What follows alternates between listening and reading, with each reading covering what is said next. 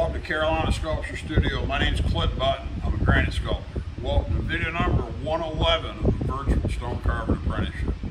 Alright, we put those two foundation points in the bottom yesterday and down on the plinth.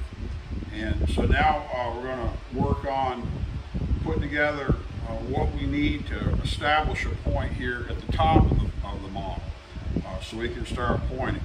Now, we know for a fact that this dimension right here is from here to the top, to the face of the stone. This distance right here scales up to 8 inches because this is a corrected model. So how do we do this? Well, how do we figure that in order to have that out here? Well, we've got a fixture, we've got a standoff. Remember this? This is when we made the clay. When we did the clay, I used a standoff fixture. Okay, and this fixture, I'll show you down here, it's the same height as the plinth. And we put this fixture up on the top and screwed it in. That meant I could take my straight edge and move this square, take the straight edge and guarantee that she's going to fit in a piece of stone and be 8 inches, no more than 8 inches in profile. You can see she's under just a little bit here. She's going to be back a little bit, so she won't be sticking way out of the stone. That's pretty normal. I wanted the bottom to be forward down here, so this was a little more forward. So she's got some thrust, like she's moving forward. So because I did my model, my cast, and I made sure to include some of the background of the wooden background to this. I could take this same standoff and I could put it right on here. And now what we'll do, make sure that that's not being fouled here on the bottom by these things, and I have to put a wedge in. I'll get that to fit nice and tight. And now we can use the straight edge on here the same way. We can see how close she is to the top. Now this serves a couple of purposes. I'm going to put this back on the stand now. Having this standoff, this fixture, that's why you put things together. I didn't mark on this because I'm working alone and I'm not confusing it with other projects. I set it aside. This fixture, without this, I'd have to make something like this to go on here to make sure that I can figure out a nice straight level. Now all I really have to do, I can take my square, and this will just be an approximation, but I can look at my line down here, go right along my red line,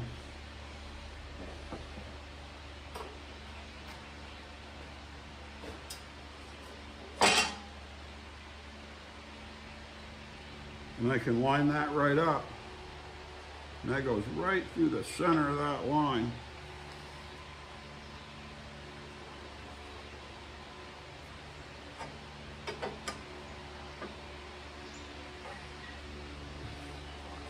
Center of that hole, just get it where you need it to be because we're in charge. Okay, we can line that up.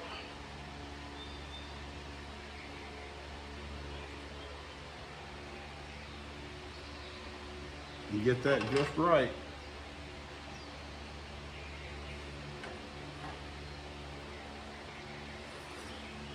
And that represents our center line. Now I'm going to take my pencil and put a line up across it. I'm going to sharpen it. It's pretty nice.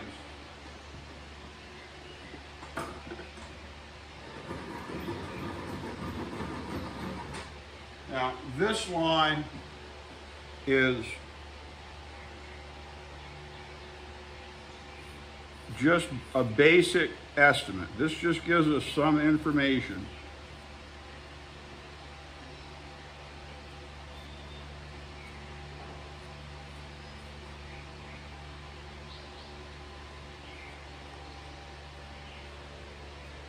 Of where we're going.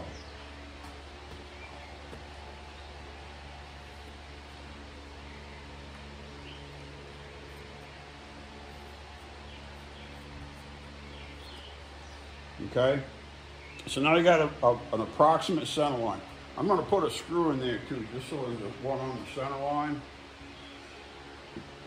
And now we've got to go and make a fixture to go across here, because if this represents 8 inches deep, we're going to make a fixture. I'm going to put a line on here. I'm going to take this off and draw a line on with a square. Okay, just not complicated. When you cut these blocks like this, you're going to have them square anyway, in order to have a good reference. You know, for it to be 8 inches, it's got to be pretty true. I can put a line on here. Doesn't really matter where. Just sort it in the middle. Transfer it to the top. Okay. Now I can put this on here.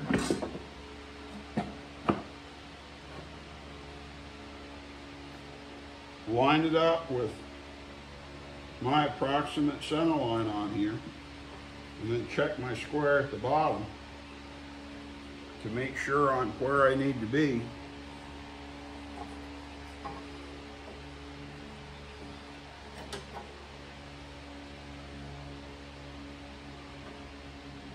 That all looks pretty good. So now I know I can follow my line down here and mark my center.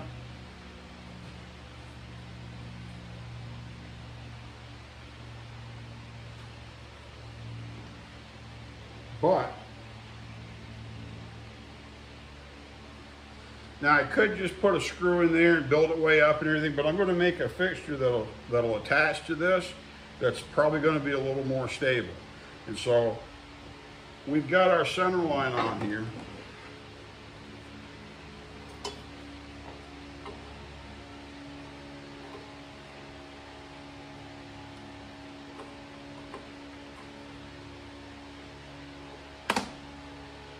So there's our center line.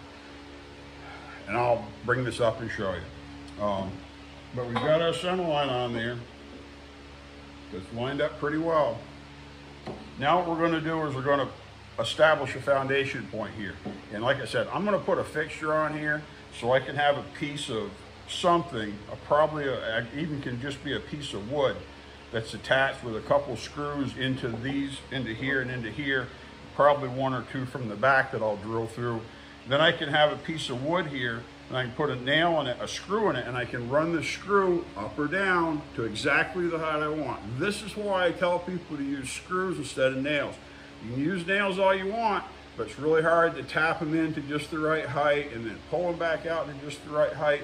With a screw, especially if you've adjusted, if you've already run a hole, so there's a hole there, you drill a hole for the screw like you're supposed to.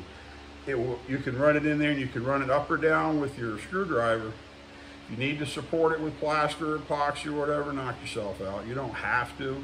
I'll probably end up putting some wood under it, something to support it so it's not just flexing around so it doesn't bend.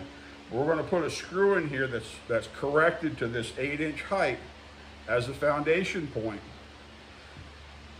And then we're going to measure to where that is. On our stone, we're going to lay out our foundation points on the bottom. We're going to put our center line on. We're going to mark it to the top.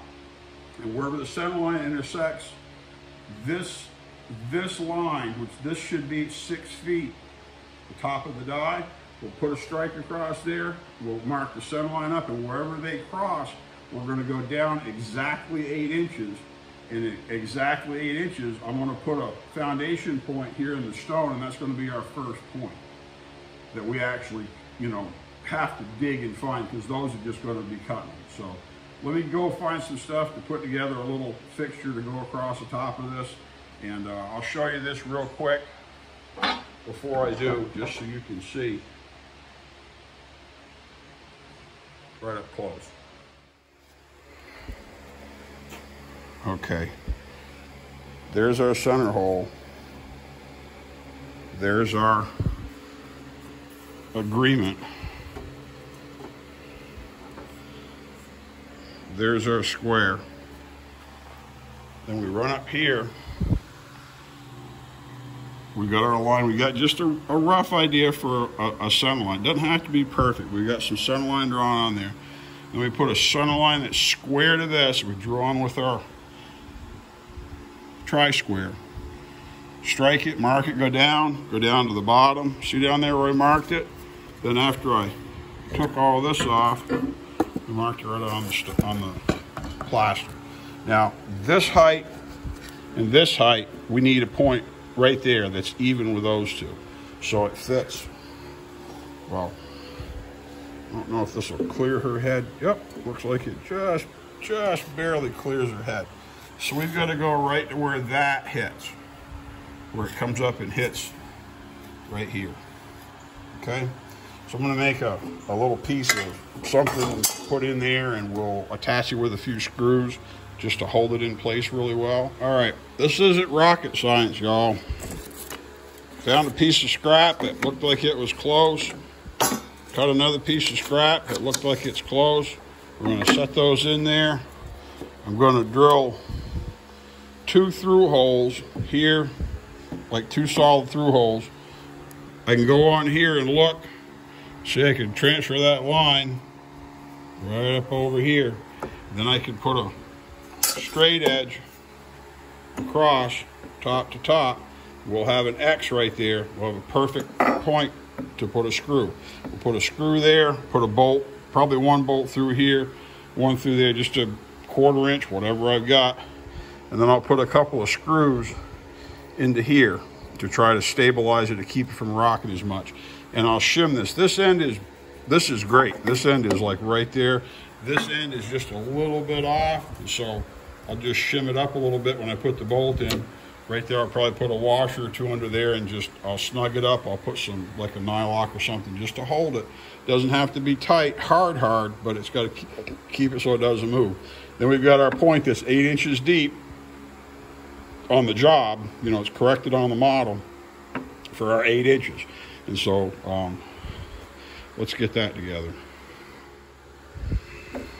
Went ahead and shimmed this. Then on the shims, and I've got it, it's nice and level. I trued this up a little bit because there were just a few little things sticking up. I drilled my wood. I drilled a spacer bar for the back that I'll put on so it's sandwiched. Now, the whole point of this is not to see how tight we can tighten it. It's just not supposed to move or rock. If you tighten this hard, it'll break this plaster. Even though it's hydrocal and way stronger, you can still break it. If you use a spreader on there, it's going to help balance it out a lot more and be more likely to survive instead of fail. So let's hang this up and we'll bolt this together. And through the magic of video, we're back. All right, let me go through and tell you everything I did, just so I'm not boring you. Ran the bolts through, drilled it, ran the bolts through, tightened the bolts. Okay, while the bolts were tight, I drilled this, put screws in here so I've got support vertical and horizontal, so this doesn't rock or move at all, okay? These don't have to be super crazy tight, just these are bottomed out. Those are fully committed. If I turn them more, I'll break them. Strip the threads or whatever. Then I took my nuts off those bolts and ran the bolts back down so I could put a straight line with my square from one edge to the other all the way across. Put my red line. That represents the top of the die. This is 6 foot, okay? Corrected. From here to the joint, and the way I made this should be 6 foot. This should be 4 foot, or corrected to 5'6" down to the top of the plinth, okay? Ran that line, then I transferred this line up over the top. Now, I made the leap of faith that the background's basically square, because it seems to be. And then I used the end of this, because of clearance, set it on there and guided along the edge of that board to go approximately across and make it square, and it checks out, matches pretty good. So now I've got my point. So now we're going to put these nuts back on.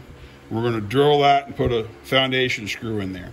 I may put some plaster around this, not to hold it as much, to provide interference so it can't flex. And then if for some reason this plaster falls out during the job, I'm going to be able to better understand that this is flexed, broken out that plaster, and now it's shedding it. So, but let's run these up, tighten them, and I'll drill this, and we'll bolt that all up, and we'll have our 3 foundation points done on the model. Now I've got our foundation point up here at the top, at the center. So what I think I'm going to do now, I'm going to put a couple more screws in while I got everything out, just because I know we're going to use them. What you're going to find is that you're most productive when you have a compass from one end, a compass from the other end, and then a compass from the side.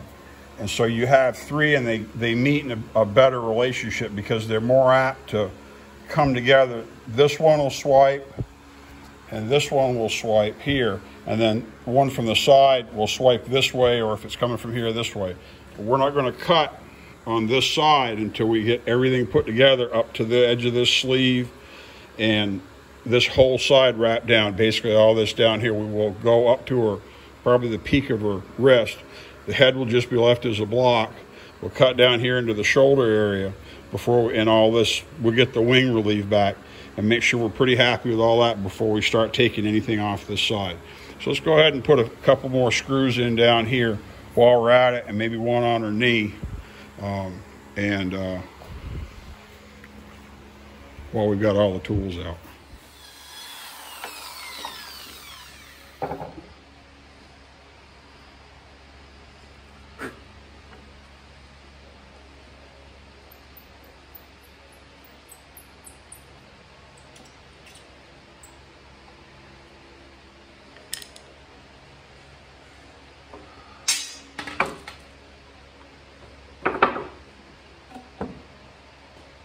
Now this point on her knee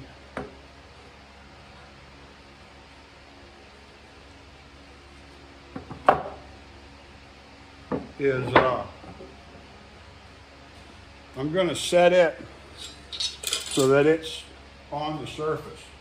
And that should give me a pretty good reference.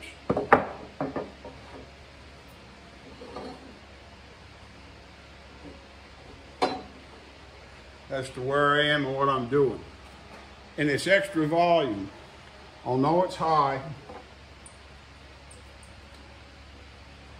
And I can go that deep if I want to.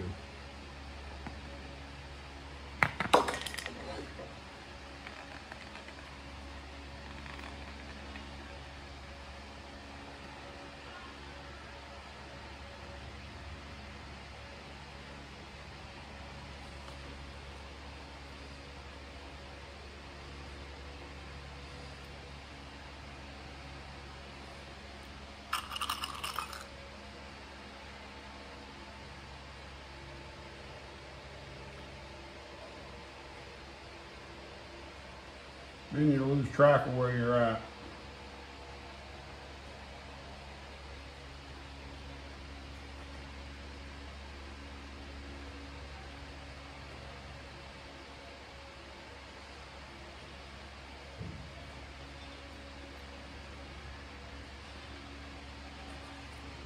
A lot of times when you're working with old models, you don't have this much reference to work with. Something like this standoff is long gone. Okay, see that right there with the wonky plinth is right on the surface. So we'll just build that up and leave it right there. back it up just a tiny bit because, of course, our pinprick, where we actually cut our point in to the stone, will make a little hole. And so this will be, we'll still cut this. You know, we'll shoot this with the other points, but instead of just being a mark on the plaster with pencil, like most of them will be, we'll use this. And it helps to have a variety of points to point from when you're swinging, because you can't really put the calipers in just bare plaster and swing them to repeat and use a hole that you shot, a point that you shot as a reference. It just doesn't, it's not a good idea because you just eat up the job. So you usually have a few points. The old models that we used at Gary's, you know, may have already had points in them, or we'd put a chassis on them that had a bunch of points. But that gives me, see, we turn just a little bit. That gives me, oh, we'll put one here while we're thinking. 1, 2, 3, I put one on this tallest wing. I wanted to put one here, but this is undercut a little bit, and that's fragile, it's easy to break. So this is all supported, so I put it there and left it high. Gives me one ahead, one there, one here, this. I can't put anything in here because we're gonna stretch it. So this will change a little bit. But we'll put one more right here and call it good. And whether we'll use the one in the center or not, I don't really know. We'll just put one there because we've already got a hole marked.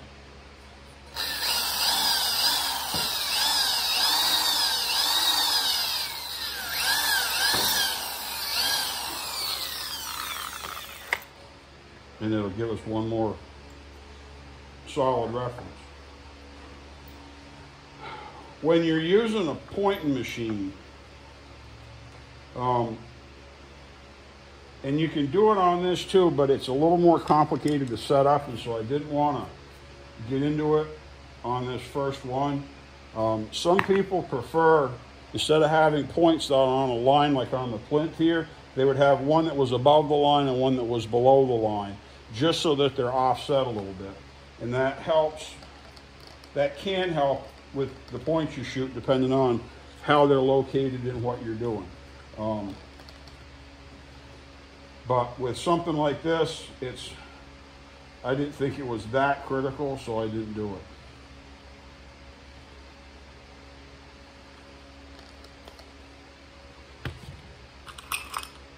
So we've just got them in a straight line.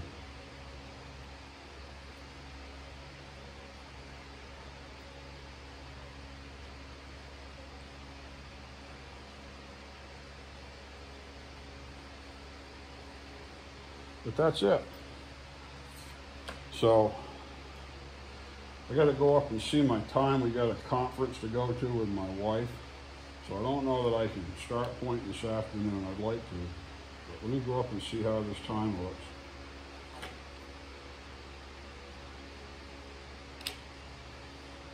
Because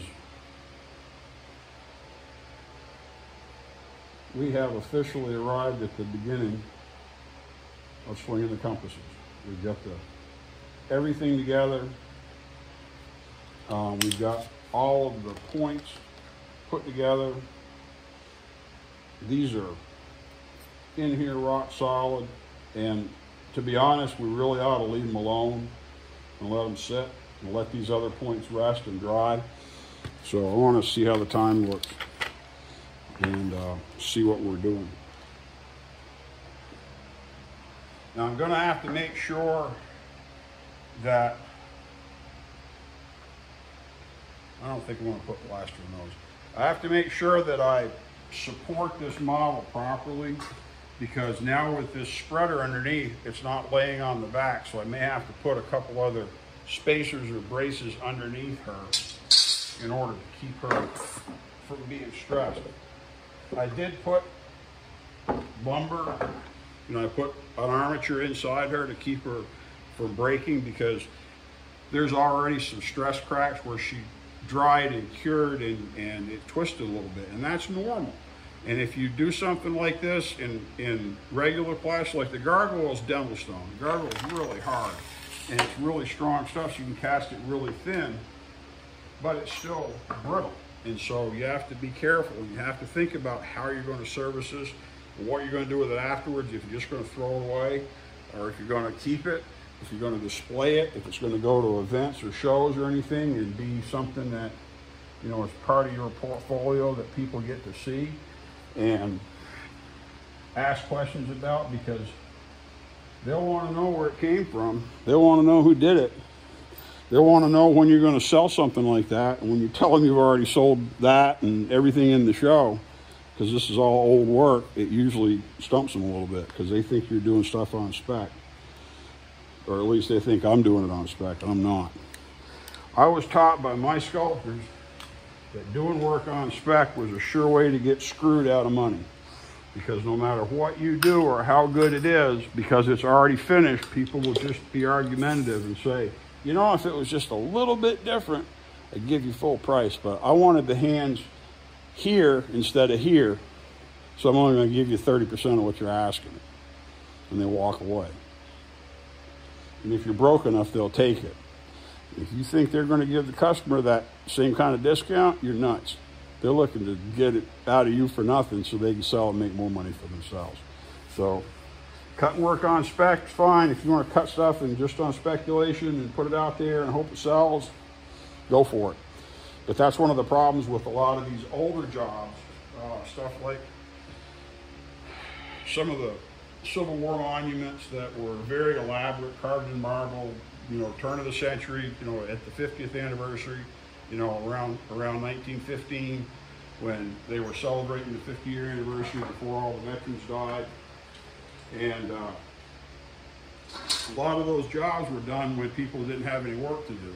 And they sat around and they carved a fancy piece, because back then, around the turn of the century, when you sent a ship to, you know, to Europe with goods to sell, it came back with, you can't come with an empty ship. The ship is designed to float at a certain water line, a certain amount of weight, so that it handles properly and everything. And so they'd send it back, and one of the things they used to ship back on the boats like that was big blocks of Carrara marble. And they'd send blocks that were, oh, like 2 by 3 by 8 or something like that. They were approximately the size of a statue. And so then they could cut them down, but they ship them back for ballast. We had a call a few years ago about somebody that had 90 blocks like that. They had 90 10-ton, I forget how many ton, 10.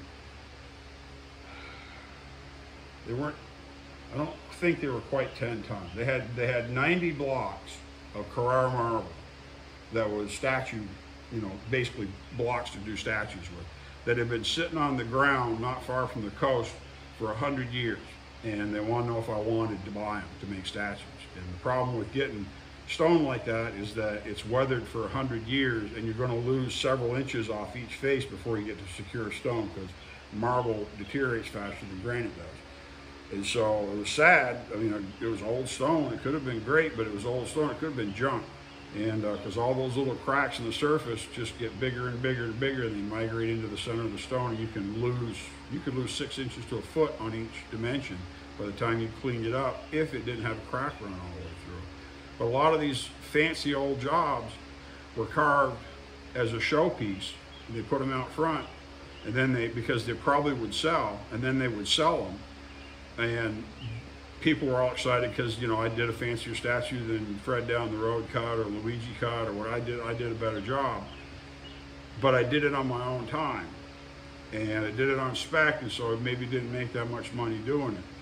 And when they came around to start restoring a lot of these projects, doing all that fancy, dangerous work, it's a lot different when you're doing it on a commission, and you've got to do it or else. So they ended up being exorbitantly expensive to fix. So just a little history lesson about how things used to be. But this is going to be a commission job, but I've got some liberty with it. But we've got, like I said, 1, 2, 3, 4, 5 foundation points, and then another one in our center line that we can use if we want to. And so we've got a good range of points to use where we can use multiple ones at a time. And we could put one right here and then just to have it, but that's so close to here it didn't really matter. We'd be a little better off to have one up top, but we can swing all these here. This is great. So looks like it's time to wrap this video up, and we'll start cut stone on the next one. My name's Clint Button. I'm a granite sculptor here at Carolina Sculpture Studio with the Virtual Stone Carving Apprenticeship. Thanks for coming in.